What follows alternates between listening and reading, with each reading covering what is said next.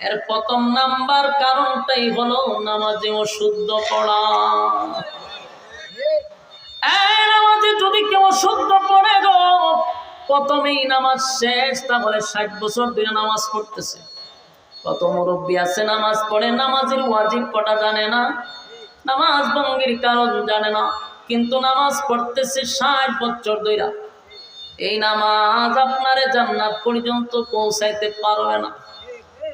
এজন্য নামাজ পড়বেন, তেলাওয়াত করবেন তার তিলের সাথে।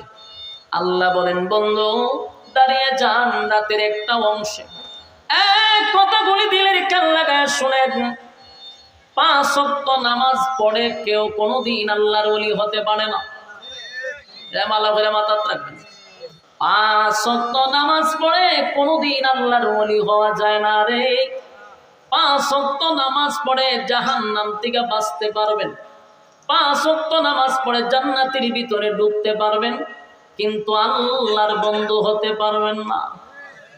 আল্লাহর বন্ধু যদি হতে চান তাহলে অবশ্যই কিয়ামুল লাইল, রাতের নামাজ বলতে তাহাজ্জুদের নামাজে দাঁড়াইতে হবে। পৃথিবীতে যারা আল্লাহর বন্ধু হয়েছে তাহাজ্জুদের নামাজ পড়ে পড়ে পড়ে পড়ে তারপরে আল্লাহর সঙ্গে সম্পর্ক হয়েছে। 5 ওয়াক্ত নামাজ দিয়া, শুধু 5 ওয়াক্ত নামাজ দিয়া আল্লাহর বন্ধু হওয়া যায় না। তাই আল্লাহ নিজেই বলে, বন্ধু রাতের একটা অংশে আপনি দাঁড়ায় যান গো, দাঁড়াইয়া দাঁড়াইয়া আপনি আমার সঙ্গে কথা বলেন, তার তিলের সাথে কোরআন তেলাওয়াত করেন। নবীজি আমার রাত্রের বেলা দাঁড়াইয়া কোরআন তেলাওয়াত করত। নবীজির তেলাওয়াত শুই না কাফের বেঈমানরা পাগল হইত। যে মানুষগুলো দিনের বেলা নবীর বিরোধিতা করত রে, ওই মানুষগুলা রাতের বেলা নবীর তেলাওয়াত শোনার জন্য চতুর্দিক দিয়া দাঁড়ায় থাকতো। আপনি আমার নবীর তেলাওয়াত শোনার জন্য, নবীর কণ্ঠ আল্লাহ এমন মুজিজা দিছে, বেঈমানরাও তেলাওয়াত শুনা পাগল পাগল হয়ে যেত। সুবহানাল্লাহ। আমার যুবক ভাইরা, নবীজি যখন রাতের বেলা তেলাওয়াত করে নামাজ, দিনের বেলা কালেমার দাওয়াত দেওয়ার জন্য বাহির হয়। আল্লাহ বলে, বন্ধু এবার লোকাইয়া লোকাইয়া দিনের দাওয়াত দিলে চলবে না, প্রকাশ্যে দিনের দাওয়াত দেন। পয়গম্বর সাফা পাহাড়ের সামনে দাঁড়াইয়া, উঁচু টিলায় দাঁড়াইয়া তার বংশের লোকদেরকে একত্রিত করল আর বলল, আমি তোমাদেরকে একটা কথা বলার জন্য একত্রিত করছি। মক্কাবাসীরা শোনো, তোমরা কি আমার কথা বিশ্বাস করবা? এই মুহূর্তে যদি বলি পাহাড়ের পিছনে একদল অস্ত্র নিয়ে দাঁড়ায় আছে তোমাদের উপর আক্রমণ করার জন্য, আমার এই কথাটা কি তোমরা বিশ্বাস করবা? এক বাক্যে মক্কার মানুষ বলল, অবশ্যই বিশ্বাস করব। রাসূল জিজ্ঞাসা, কেন বিশ্বাস করবা? কারণ জীবনে কোনোদিন মিথ্যা বলেননি। আল্লাহর নবী বলেন, তোমরাই বলছো আমি মিথ্যা বলি নাকি? বলবো না। তাহলে আমি সব সময় সত্য বলি, এখনো যা বলবো সত্য বলবো। তোমরা আমার সঙ্গে পড়ো, কুলু লা ইলাহা ইল্লাল্লাহ তুফলিহুন। আল্লাহর নবী মানুষের সামনে দাঁড়াইয়া কালেমার দাওয়াত দিলেন, বললেন লা ইলাহা ইল্লাল্লাহু মুহাম্মাদুর রাসূলুল্লাহ সাল্লাল্লাহু আলাইহি ওয়াসাল্লাম। এতদিন তোমরা গাছের পূজা, মাছের পূজা, সূর্যের পূজা, চন্দ্রের পূজা, পাথরের পূজা, এমনকি তোমরা মূর্তির পূজা, সব পূজা করছো, গোলামি করছো 360 জনের। আজকের থেকে লা ইলাহা ইল্লাল্লাহ, নেই কোনো মাবুদ আল্লাহ ছাড়া। আর এতদিন তোমরা আমাকে বলছো আব্দুল্লাহর পুত্র মুহাম্মদ, আজকের থেকে আমি শুধু মুহাম্মদ নয়, আমি হলাম মুহাম্মাদুর রাসূলুল্লাহ। যুবক ভাই আমার, শুরু হয়ে গেল গন্ডগোল। 40টা বছর পর্যন্ত আমার নবীর বিরুদ্ধে একটা মানুষও কথা বলে নাই, কেউ নবীর আঘাত দেয় নাই। এই মজলিসে নবীর আপন চাচা আবুল আহাব, পাথরটা লইয়া নবীর সামনে গিয়া কয় এই জন্য ডাকছ, সারাটা দিন আমাদের নষ্ট করছো, তুমি ধ্বংস হও। নাউজুবিল্লাহ। নবীরে পাথর লেগে গেছে মারার লেগে, আল্লাহ সাথে সাথে দাঁত ভাঙ্গা জবাব দিয়ে সূরা লাহাব নাযিল করে দিয়েছে। তাব্বাত ইয়াদা আবি লাহাবিন ওয়া তাব মা আগনা আনহু মালুহু ওয়া মা কাসাব। আল্লাহ বলেন আবু লাহাব আমার বন্ধু ধ্বংস হবে না, বরং তোর দুইটা হাত ধ্বংস হয়ে যাবে, ধ্বংস হয়ে গেছে। আর তোর মাল আওলাদ কোনটাই কাজে আসবে না, আসেও নাই। যুবক বায়নার সাথে সাথে আয়াত নাজিল করে জবাব দিছে। রাসূল যখন সেদিন থেকে কালেমার দাওয়াত প্রকাশ্যে দেওয়া শুরু করলো, মক্কার মানুষ নবীর বিরোধিতাও শুরু করলো, বিরোধিতা শুরু করছে। যারা কালেমা পড়ে তাদের উপরে নির্যাতন শুরু করছে, নির্যাতনের স্টিম রোলার চাপায়া দিছে। কোনোভাবেই নবীকে আটকাইতে পারে না, ব্যর্থ হয়ে গেছে। শেষ পর্যন্ত তারা রাসূলের কাছে যায়, একদল বিশাল বাহিনী নিয়ে, শিক্ষিত মানুষ নিয়ে রাসূলের কাছে যায়, কিন্তু কথার মায়ের বেঁচে পড়া তারা হারে। প্রত্যেকবারই যায় কিন্তু হাইরা যায়। লজ্জিত হইয়া তারা সিদ্ধান্ত নিল, যতবার মুহাম্মদের কাছে যাই ততবার লজ্জিত হই, তার সঙ্গে পারি না কথা বলে। একজন তাদের মধ্যে বলল, তোমরা যতবার যাইবা ততবার বেজ্জতি হইবা, কারণ মুহাম্মদের কাছে যে ইলম এটা হলো আসমানি ইলম, আর তোমরা যে ইলম নিয়ে যাও এই ইলমের কোনো ভ্যালু নাই। তখন মক্কার মানুষ বলতে করবোটা কি? বলে গোটা মক্কা নগরীতে আসমানি ইলমওয়ালা লোক নাই, মদিনাতে অভাব নাই। তাহলে তোমরা মদিনার থেকে আসমানি ইলমওয়ালা লোক হায়ার করে নিয়ে আসতে পারো মুহাম্মদের সঙ্গে টকশো করার জন্য। এরা একটা মিটিং কইরা 400-450 কিলোমিটার দূর মদিনায় গেল। তখনকার ইহুদিদের পাদ্রী তাওরাতের আলেমরা ছিল। এই মক্কার থেকে বিজ্ঞ সর্দাররা চলে গেল মদিনায়, রাসূলের সঙ্গে কথা বলে পারে না, তাই তারা হায়ার করে নিয়ে আসবে। মদিনায় যাওয়ার পরে পাদ্রীদেরকে বলল যে আমাদেরই বংশের, আমাদেরই রক্তের, আমাদেরই বাতিজা, নিজেকে একজন রাসূল দাবি করে, বাপ দাদার ধর্মের মধ্যে সুনকালি দেয়, তার সঙ্গে কথা বলেও পারি না। ভারাক্রান্ত মন নিয়ে আমরা 450 কিলোমিটার জার্নি করে আপনাদের কাছে আসছি, আমাদেরকে আপনারা উদ্ধার করুন, আমাদের বাপ দাদার ধর্মকে আপনারা যেভাবেই হোক ইজ্জত রক্ষা করুন, চলুন আমাদের সঙ্গে, আব্দুল্লাহর পুত্র মুহাম্মদের সঙ্গে আপনারা টকশো করবেন। বড় বড় পাদ্রীরা বলল, ঠিক আছে বসো, আগে জানতে চাই তার বংশ কি কুরাইশ বংশ? মক্কার লোকেরা কহ কুরাইশ বংশে জন্মগ্রহণ করছে। তার বাবার নাম কি আব্দুল্লাহ ছিল? বলে হ আব্দুল্লাহ ছিল। তার মার নাম কি আমেনা ছিল? বলে হ আমেনা ছিল। তার দাদার নাম কি আব্দুল মুত্তালিব, যিনি বাইতুল্লাহর মুতাওয়াল্লি ছিল? বলে হ, ঘটনা তো সত্য। মক্কারেরা কয় আমরা কইবার আগে সব কথা পাদ্রীরাই বইলা বলাইতেছে, ঘটনাটা কি? কিছুক্ষণ পরে কয় সবই বুঝলাম, সব বুঝলাম। ওনার নাম মুহাম্মদ সাল্লাল্লাহু আলাইহি ওয়াসাল্লাম, বলে উনি রাসূল দাবি করে। তো পাদ্রীরা কইল সব ঠিক আছে, আমাদের যাওয়ার দরকার নেই, আমরা 3টা প্রশ্ন বলে দিব আপনাদেরকে, যদি 3 প্রশ্নের জবাব উনি দিতে পারে তাহলে বুঝবেন উনি আল্লাহর পয়গম্বর, এতে কোনো সন্দেহ নেই। আপনারা কালেমা পড়া ঈমান আনবেন। মক্কার লোকেরা চেহারাটা মলিন হয়ে গেছে, 450 কিলোমিটার দূর থেকে আসলাম, এখন এরা যাইতো না, যাবেও না, উল্টা আমাদের উপরেই আবার ছেড়ে দিছে। 3 প্রশ্নের জবাব যদি দিতে পারে উনি আল্লাহর পয়গম্বর, সন্দেহ নেই, কারণ এই 3 প্রশ্নের জবাব পৃথিবীর কোনো মানুষ দিতে পারবে না। সুবহানাল্লাহ। ব্যর্থ হইয়া এই 3 প্রশ্ন লইয়া আইছে মক্কায়। কারণ যতবার রাসূলের কাছে গেছে এরা কিন্তু রাসূলের সাথে কথা বলে পারে না। যেমন আপনারা 16টা বছর দেখছেননি, টকশো দেখছেননি, টকশো বুঝেননি? 16 বছর যে টকশো হয়েছে এটা হলো একজন আলেমকে রাখতো টকশোতে, আর 5-6টা নাস্তিকরে রাখতো তারা। তো এদের পরিকল্পিতভাবে উদ্দেশ্যই ছিল যে যে 4-5 জন নাস্তিক থাকবে, একজন আলেমকে পরিকল্পিতভাবে তারা অপমানিত করবে সোশ্যাল মিডিয়ার সামনে। কিন্তু এরা জানে না যে আলেমদের কাছে যে এলেম, এটা আসমানি এলেম, এটা দুনিয়া জাগতিক এলেম নয়। তো 5-6টা নাস্তিক মিল্লা লাগতো, কিন্তু একজন আলেম ঠান্ডা মাথায় সবগুলার লঙ্গিগুলো ছেড়ে দিত। ঠিক নেই?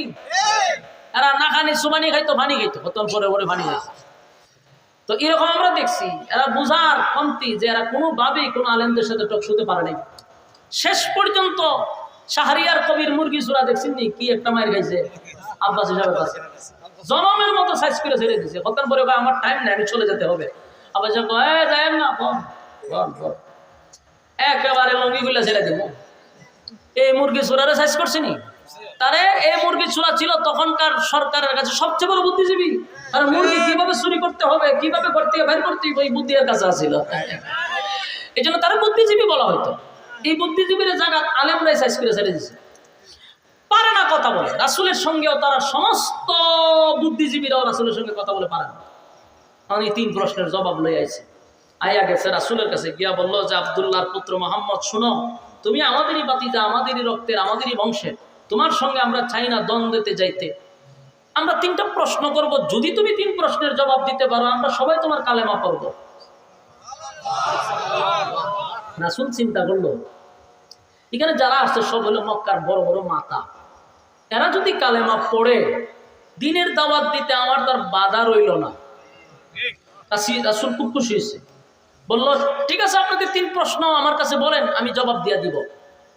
তারা 3টা প্রশ্ন করার পরে রাসূল বলল, কোনো অসুবিধা নাই, আগামীকালকেই আমি 3 প্রশ্নের জবাব দিয়ে দিব। সুবহানাল্লাহ। এরা বলল ঠিক আছে, আমরা আগামীকালকে এই টাইমে আসবো। তারা চলে গেছে। কিন্তু সারা দিনের ভিতরে জিবরাইল আলাইহিস সালাতু ওয়াস সালাম আসে নাই। রাসূলের ধারণা ছিল যে জিবরাইল সকালে আসে, বিকালে আসে, দুপুরে আসে, রাত্রে আসে। 3 প্রশ্ন বললে উত্তর তো পাবো আল্লাহর পক্ষ থেকে, বলে দিব, শেষ কাহিনী। কিন্তু জিবরাইল আসে নাই।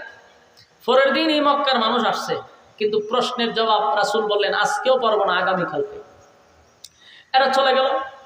এদিনও জিবরাইল আসে নাই, রাত্রেও না, দিনেও না। পরের দিন আবার বেঈমানরা আসছে, রাসূল বলে আজকেও না, আগামীকালকে।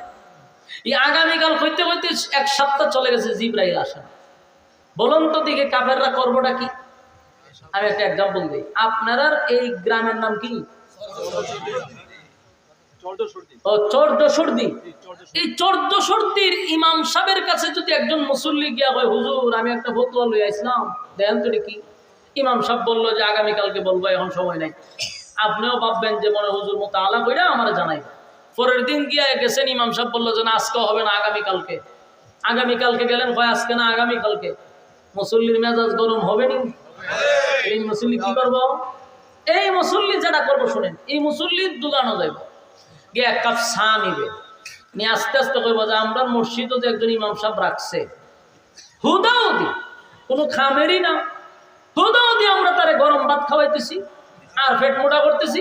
একটা ফাও একটা ইমাম সাহেব রাখছে, একটা ফতোয়ার লাগে 1 সপ্তাহ গেছি, বেচারা পারে না, তার পিছনে নামাজই করতাম না। বলবে কি না? পুরা গ্রামের মধ্যে একটা আস্তে আস্তে গ্রামে গঞ্জে শহরে মধ্যে সব দোকানকে লাগাই দিবে ইমাম সাহেবের বিরুদ্ধে। এই গালাগালি শুরু হইল। ঠিক এই কাজটা মক্কাবাসী করছে। দোকানপাটে, শহরে, বন্দরে, গ্রামে গঞ্জে সব জায়গায় আল্লাহর নবীর বিরুদ্ধে অপপ্রচার শুরু করছে। উনি যদি নবী হইতো 3 প্রশ্নের জবাব দিত। 3 প্রশ্নের জবাব দিতে পারে না, উনি কোন নবী না, নাউজুবিল্লাহ। কারণ রাসূল তো নিজের থেকে কথা বলে না, রাসূল তো আল্লাহ যা বলে রাসূল তা আমাদের কাছে প্রকাশ করে। তারা শুরু করে দিল সমালোচনা। এমন ভাবে তীব্র আকারে শুরু হয়েছে, গোটা মক্কা নগরীতে অলিতে গলিতে নবীর বিরুদ্ধে একেবারে সমালোচনার ঝড় হয়েছে।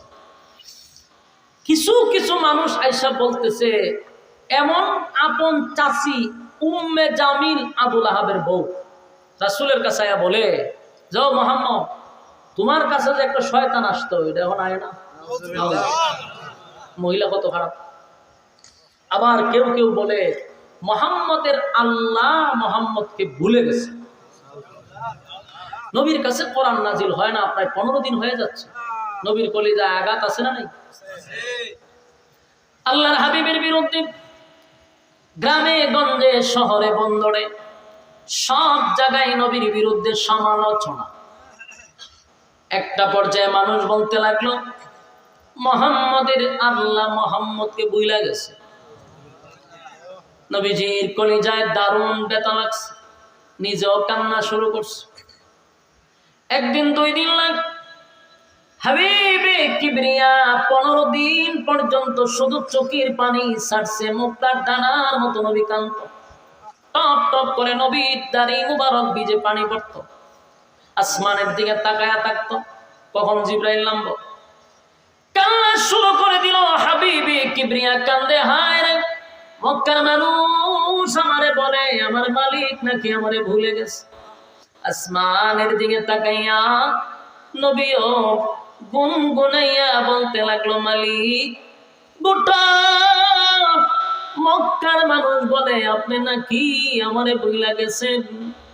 আল্লাহ কি এমন অপরাধ করলাম গো, কোরআনের আয়াত আপনি বন্ধ করে দিলেন। আল্লাহ আমার প্রতি আপনি কেন রাগ করলেন, কেন আমারে বলে গেলেন। নবীজি কান্না শুরু করছে।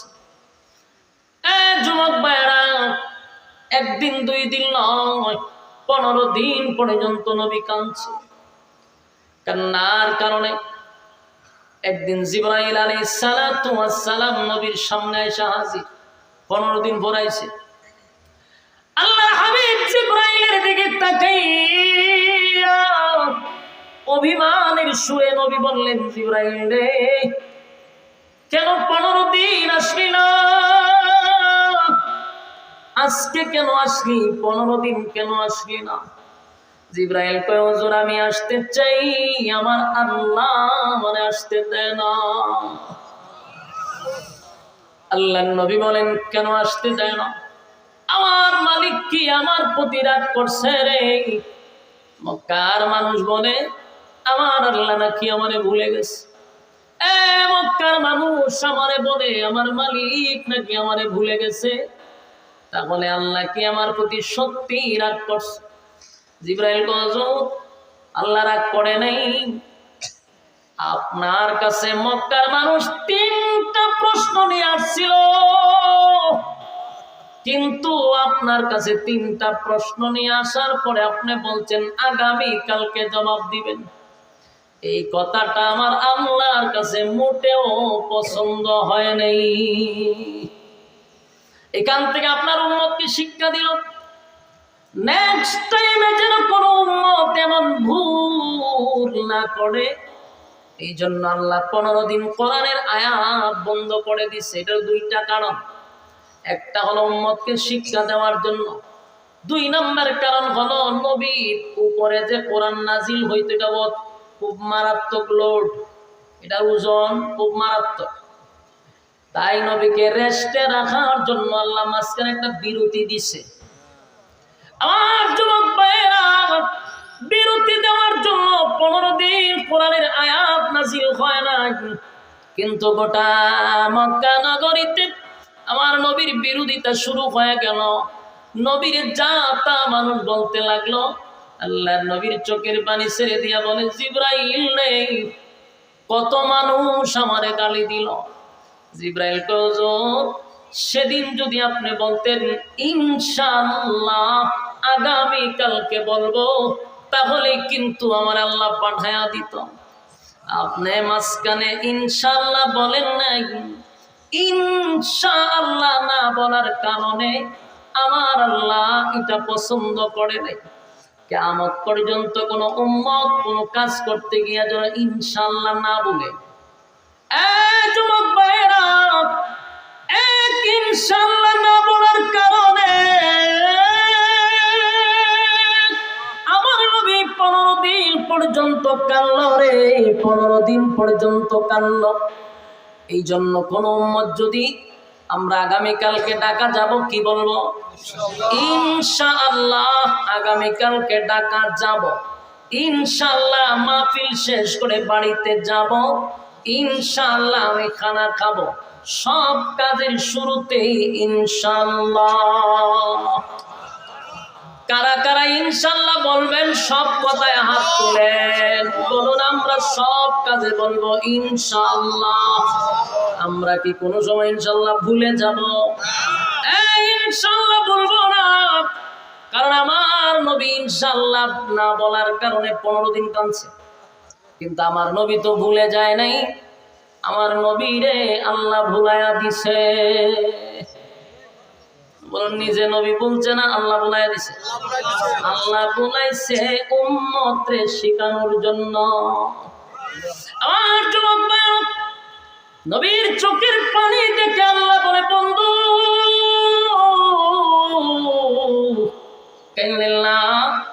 আপনার চোখের পানি আমি আল্লাহ বরদাস্ত করতে পারি না।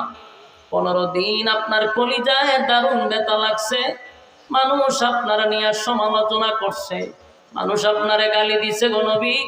জানি আমি আল্লাহ সব জানি, তাই সান্ত্বনা দেওয়ার জন্য সূরা দুহা নাজিল করছে। সূরা দুহা নাজিল হওয়ার কারণটা বুঝতেছেন? 15 দিন আয়াত বন্ধ হওয়ার পরে যে সূরা নাজিল হয়েছে গেল সূরা দুহা। আর এই হলো সূরা নাজিল হওয়ার শানে নজর। নাজিল হওয়ার কারণটাই হলো এটা। আল্লাহর নবী 15 দিন কান্নার পরে সূরা দুহা নাজিল করে আমার আল্লাহ 2টা কসম করছে। বলুন কয়টা? 2টা কসম করিয়া আল্লাহ রাব্বুল আলামিন বন্ধুরে সান্ত্বনা দিছে। শুধু সান্ত্বনা দেয় নাই রে, আমার নবীর আল্লাহ খুশি করছে। আল্লাহ এই সূরার শুরুতে 2টা কসম করছে। ওয়াদ-দুহা, দিনের আলোর কসম, ওয়াল-লাইলি ইযা সাজা, রাতের অন্ধকারের কসম। 2টা কসম। তাফসীর কারকরা বলেন এই ওয়াদ-দুহার আরেকটা ব্যাখ্যা আছে, ওয়াল-লাইলি ইযা সাজা আরেকটা ব্যাখ্যা আছে রে। ওয়াদ-দুহার আরেকটা ব্যাখ্যা হলো নবী আপনার সুন্দর উজ্জ্বল চেহারার কসম। ওয়াল-লাইলি ইযা সাজা আরেকটা ব্যাখ্যা হলো নবী আপনার কালো চুলের কসম। সুবহানাল্লাহ। আল্লাহ বলেন ওয়াদ-দুহা ওয়াল-লাইলি ইযা সাজা মা ওয়াদ্দা'কা রাব্বুকা ওয়া মা ক্বালা ওয়ালাল-আখিরাতু খায়রুন লাকা মিনাল উলা ওয়ালাসাওফা ইউ'তিকা রাব্বুকা ফাতারদা। আল্লাহ বলেন ওয়াদ-দুহা, দিনের আলোর কসম। কেন কয়টা ব্যাখ্যা? 2টা ব্যাখ্যা। ওয়াদ-দুহা দিনের আলোর কসম, ওয়াদ-দুহা নবীর সুন্দর চেহারার কসম, ওয়াল-লাইলি ইযা সাজা নবীর কালো চুলের কসম। তার মানে নবীর সৌন্দর্য নিয়ে আল্লাহ কসম করছে। 2টা কসম করে আল্লাহ বলেন মা ওয়াদ্দা'কা রাব্বুকা ওয়া মা ক্বালা। আল্লাহ বলেন বন্ধু 2টা কসম করে বললাম, সুন্দর চেহারার কসম, কালো চুলের কসম। মা ওয়াদ্দা'কা রাব্বুকা ওয়া মা ক্বালা, আপনার রব আপনারে ভুলে নাই।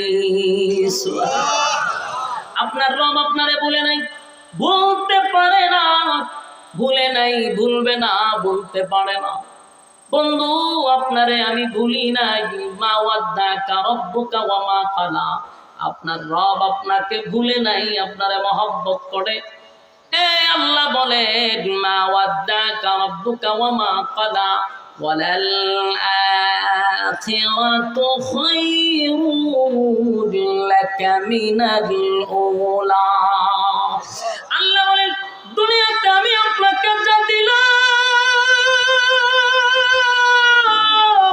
এর থেকে কোটি কোটি কোটি গুণ বেশি আপনার জন্য পরকালে আমি বরাদ্দ রাখলাম। বন্ধু আমি আল্লাহ দুনিয়া বানাইছি, দুনিয়া বানাইছেন আমার মালিক।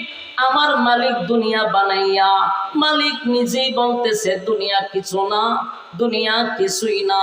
বন্ধু আপনারে যা দুনিয়াতে দিছি এর থেকে কোটি গুণ বেশি আমি আল্লাহ আপনার জন্য পরকালে বরাদ্দ রাখছি। আর যুবক এই ওয়ালাল আখিরাত আখিরাতু খায়রুল লাকা মিনাল উলা।